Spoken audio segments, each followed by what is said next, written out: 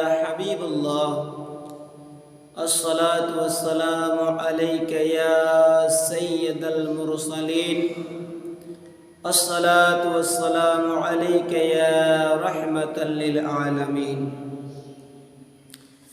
خزاں سے کوئی طلب نہیں ہے، خزاں سے کوئی طلب نہیں ہے، بہار لے کر میں کیا کروں گا، خزاں سے کوئی طلب نہیں ہے، خزاں سے کوئی طلب نہیں ہے،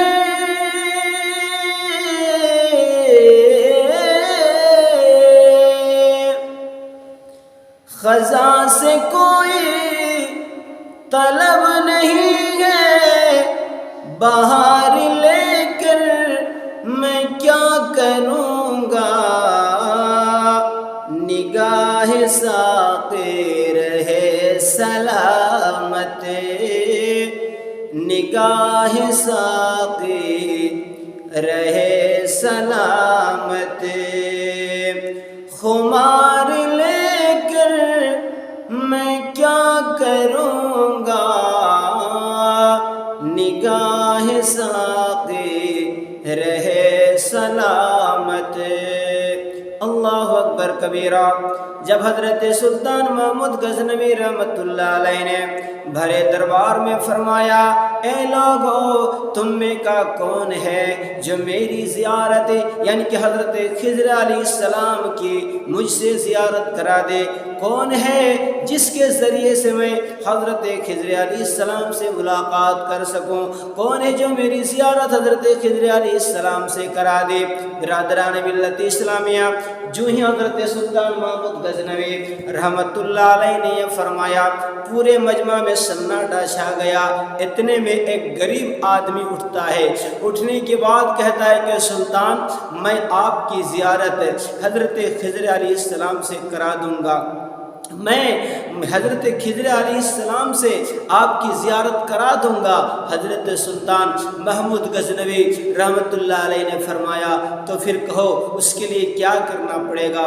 برادران ملت اسلامیہ، وہ غریب و نادار آدمی اٹھتا ہے، اٹھنے کے بعد کہتا ہے، سلطان اس کے لیے مجھے 6 مہینے کا وقت دینا پڑے گا، یہ 6 مہینے مجھے دریا میں جا کر کے چلا کاٹنا ہوگا، تب میں جا کر کے آپ کی زیارت حضرت خضر علیہ السلام سے کرا سکتا ہوں۔ حضرت سلطان محمود غزنوی رحمت اللہ علیہ نے فرمایا، تو پھر چلا کاٹنے کے لیے تیار ہو جاؤ۔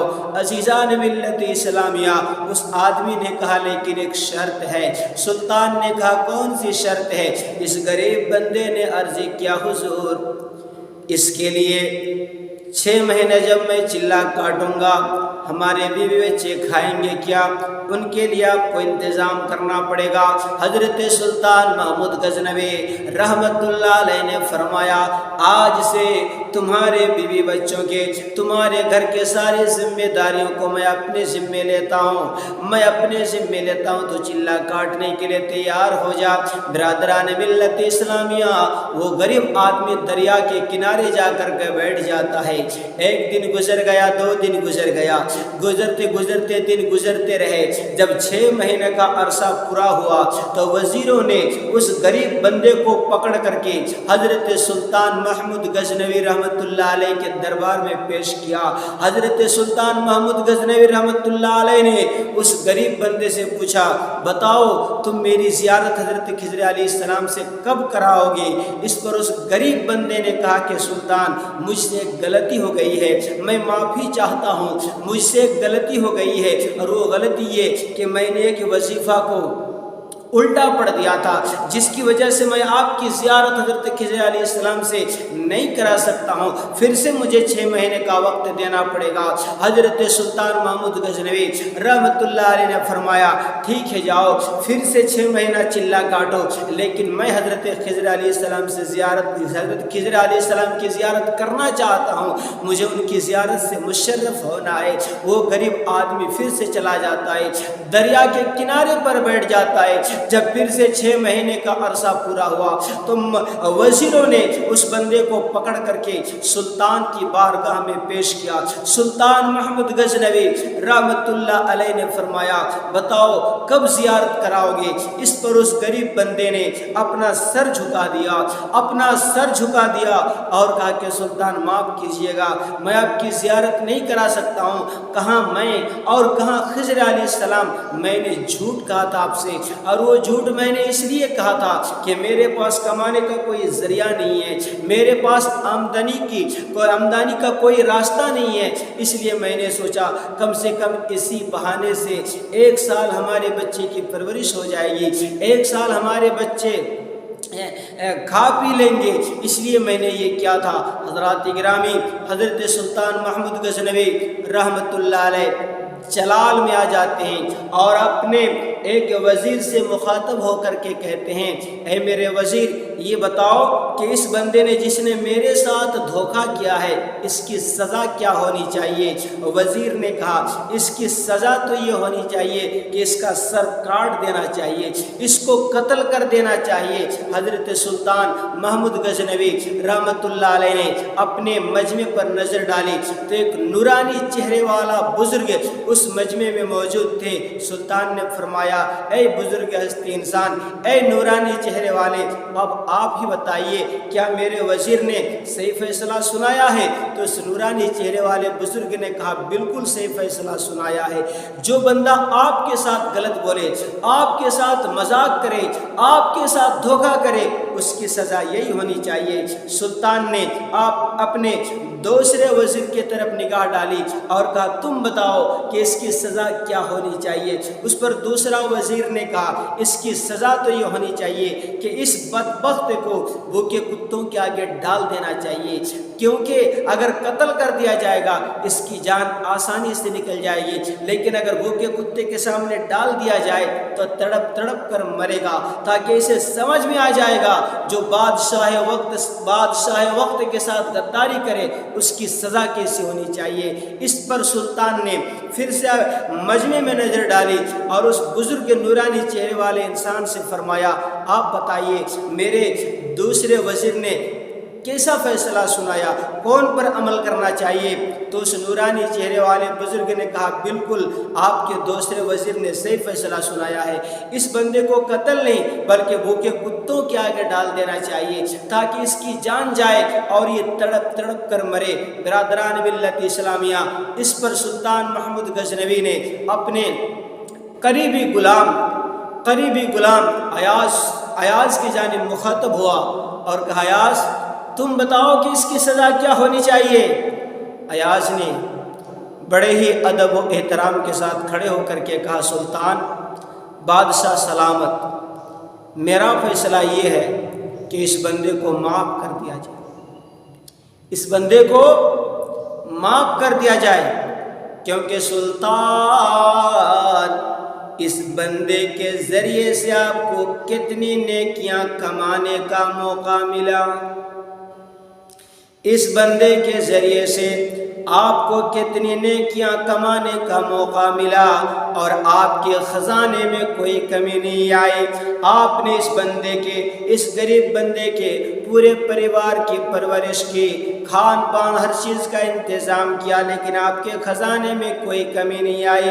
اللہ تعالیٰ آپ کو جزا دے گا، آپ اس بندے کو معاف فرما دیجئے۔ حضرت سلطان محمود غزنوی رحمۃ اللہ علیہ پھر سے اس نورانی چہرے والے بزرگ کے جانب مخاطب ہوتے ہیں اور کہتے ہیں اے بزرگ نورانی چہرے والے انسان، اب آپ بتائیے کہ میرے اس غلام نے جو فیصلہ سنایا ہے یہ کیا فیصلہ ہے، کیا اس پر عمل کیا کیا جائے؟ اس پر نورانی چہرے والے بزرگ نے کہا بالکل آپ کے اس غلام نے صحیح فیصلہ سنایا ہے، کیونکہ آپ نے اس غریب بندے کے پورے پریوار کے کھان پان ہر چیز کا انتظام کیا، لیکن آپ کے خزانے میں کوئی کمی نہیں آئی، تو آپ کو نیکیاں مل جائیں گی، آپ اس بندے کو معاف فرما دیجیے۔ ایسے بھی اللہ تبارک و تعالیٰ معاف کرنے کو پسند کرتا ہے۔ سلطان نے کہا آخر معاملہ کیا ہے، آخر وجہ کیا ہے؟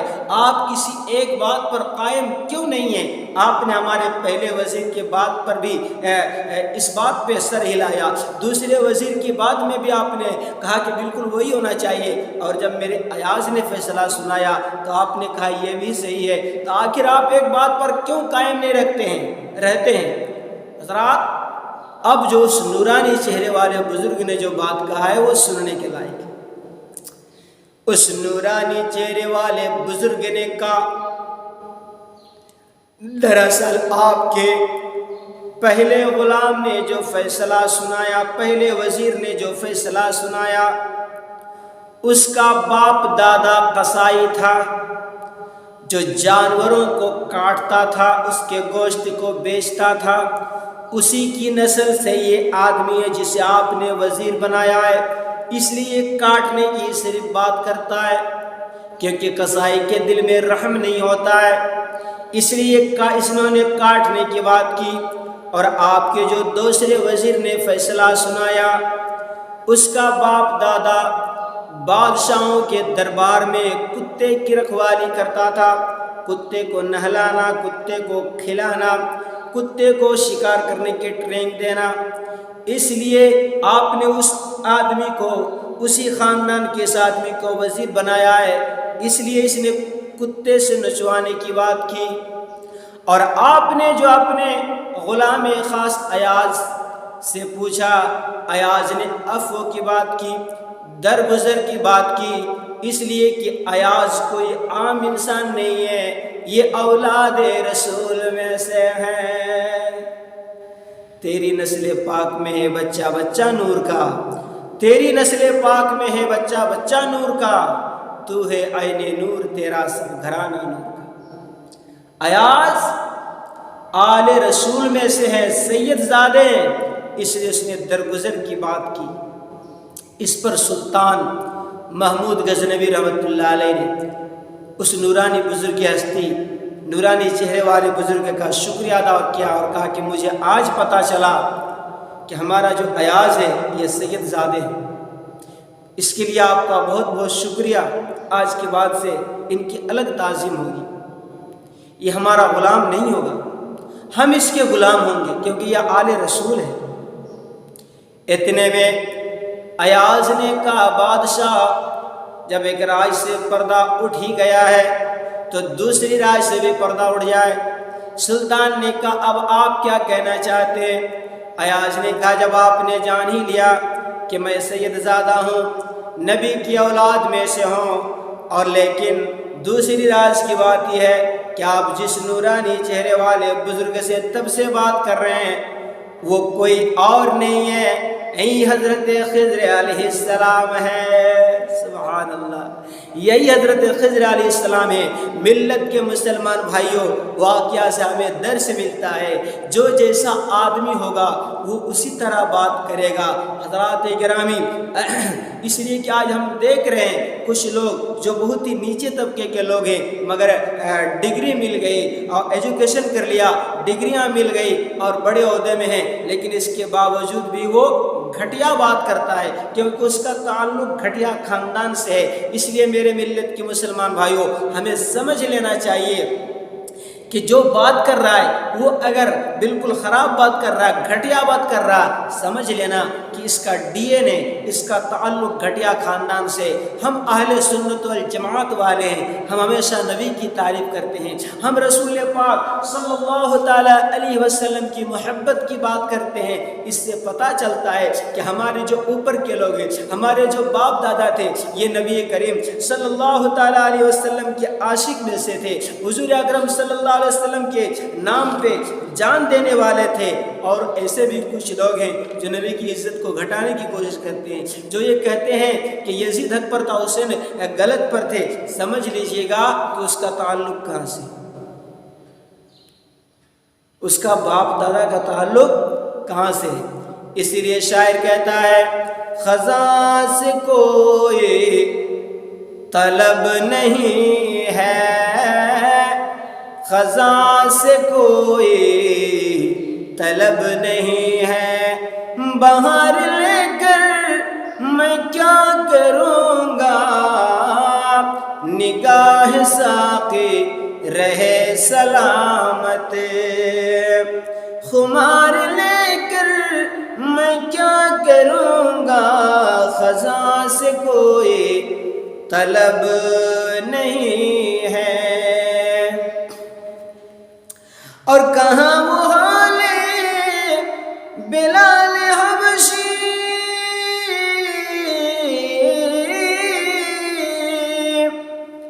کہاں وہ حال بلال حبشی، کہاں وہ عشق اویس کرنی، نبی کی فرقت میں جی رہا ہوں، نبی کی فرقت میں جی رہا ہوں.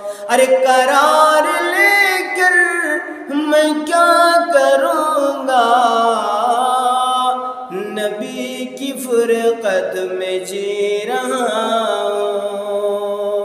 آخری شعر بیکل اتسائی صاحب نے بڑے اچھے انداز میں لکھا ہے کہ نگاہ منکر نکیر چمکی،